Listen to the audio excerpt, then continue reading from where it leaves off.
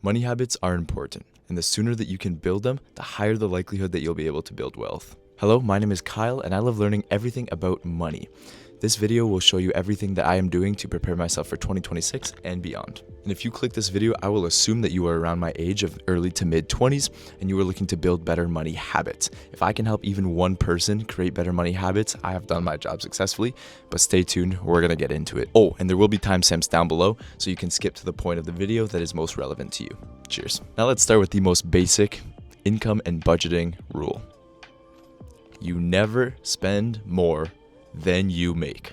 If you make $4,000 a month, you cannot spend $4,001 or more. I'm hoping most of you know that, but in case you didn't, that is step one. Let's start from here. The first thing about financial habit tracking is to understand where you are now. So with that being said, let's start by creating an Excel sheet or Google Sheets if you would rather do that. And we are going to visually see where your money goes per month and how we can make that better. So if you are someone who's never made a budget sheet or even seen where your money goes, this step is for you.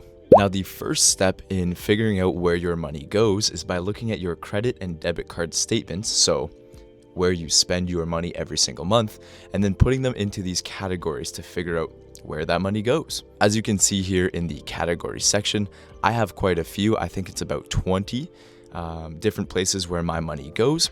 Oh, and by the way, if you guys want to use this sheet, it is in the description below so you can follow along and update the numbers as we go through this video. So give the video a pause and we will get into that now. Back to it, I organize my tables and pie charts with a couple of categories in mind. First, as you can see here, would be housing, savings and wealth, food and household, transportation, fun and entertainment, health, lifestyle and medical, mobile and internet, miscellaneous, and life insurance. So those are the categories that I have here. And getting into the first table, this is very important if you guys are doing this on your own. If you have downloaded my template, then it's already done. This is easy for you. But this table is important to organize properly because based on the amount that you spend per month, once you've done the math, the allocation percentage, so the total percentage out of 100, adds up here.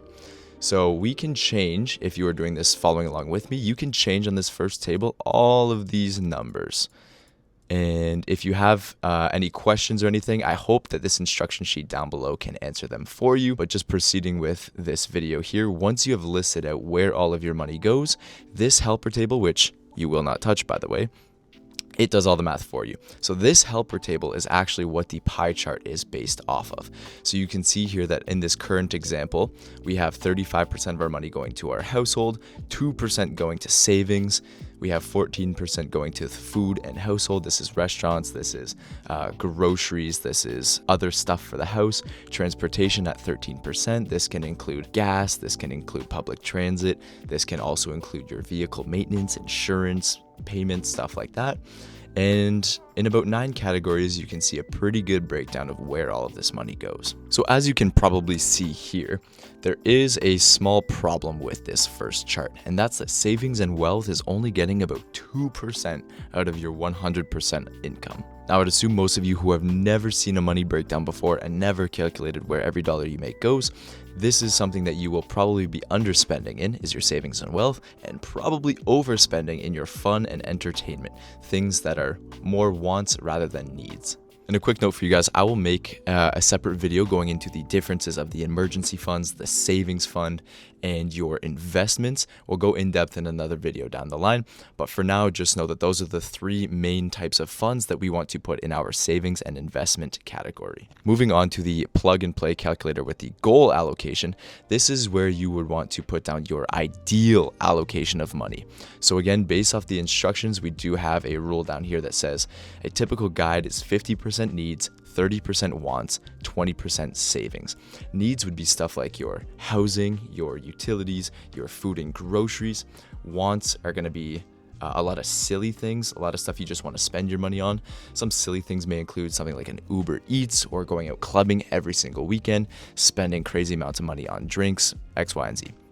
And then finally, savings, again, going into the 3, savings fund, emergency fund, and investment fund. Now that you're at the stage where you have put all of your money all of your allocation percentage into the second calculator here, you will see the amount that correlates with your monthly income. So right here, we're assuming a monthly income of $4,360. That is roughly based on about a $70K salary. And this is the net income, meaning after taxes, after all deductions, how much money do you actually get into your bank account per month? Now, looking at this breakdown, we compare it to the previous one. We keep about $1,500 for rent. Now, depending on where you live, your rent may be significantly higher, or maybe you have a roommate and you're paying a little bit less than this, but that's the benefit of this chart. It's all done for you, so all you have to do is put in your own numbers and make it tailored to you. So we can see here there's a couple big changes. So in the first chart, we're a little bit red here with the investments and the savings, because in the example here, we're not putting any money away to those. But down here, we prioritize the emergency fund and investments as significant chunks of our money breakdown.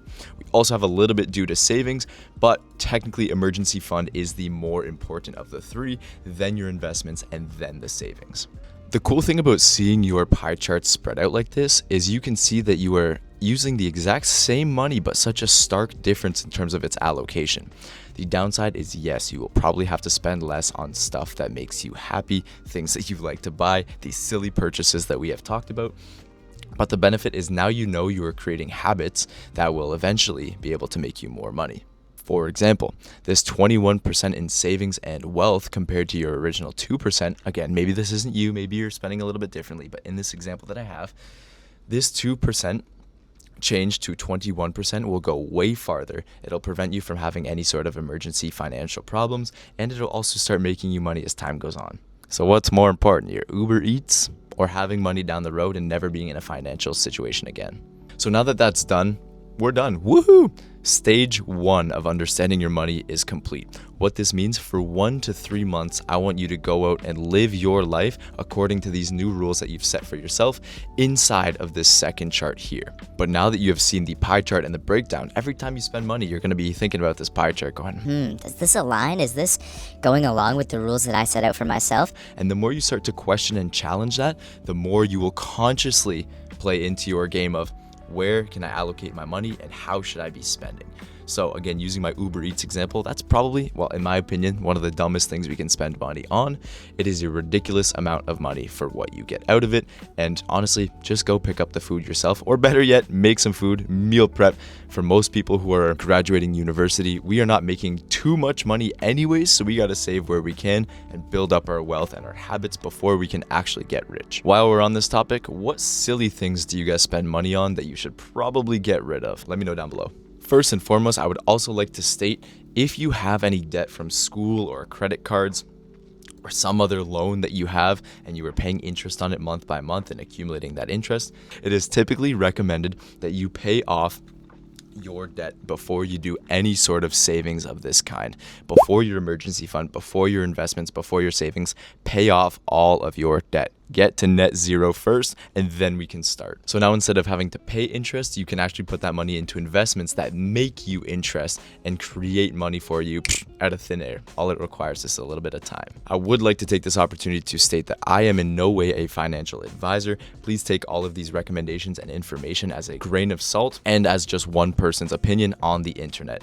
My hope is that you are able to utilize these tools to get an understanding of your own wealth and money in general, and then you can make your own informed choices or go to an actual financial advisor should you deem that necessary. So now that we have that out of the way, let's get into the fun stuff, shall we? Speaking specifically on the savings and the wealth portion, this is the orange portion in this chart's example, we have it at 21%. So that accumulates the emergency fund, investments, and savings all together. What is an emergency fund and why is it so important?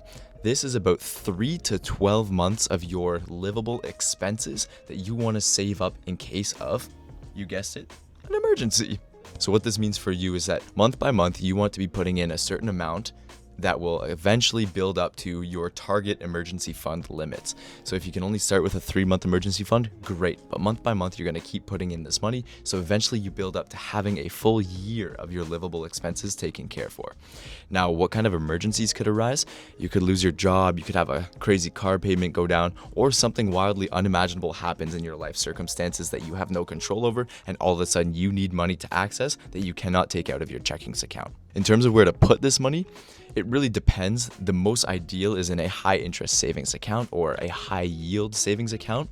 These savings accounts typically make about 1 to 4% interest per month, which means if you put in $100, you'll make $1 to $4 per month. Now, this may not combat inflation over a long period of time perfectly, but it's better than nothing. Most bank accounts have less than 0.5% of interest.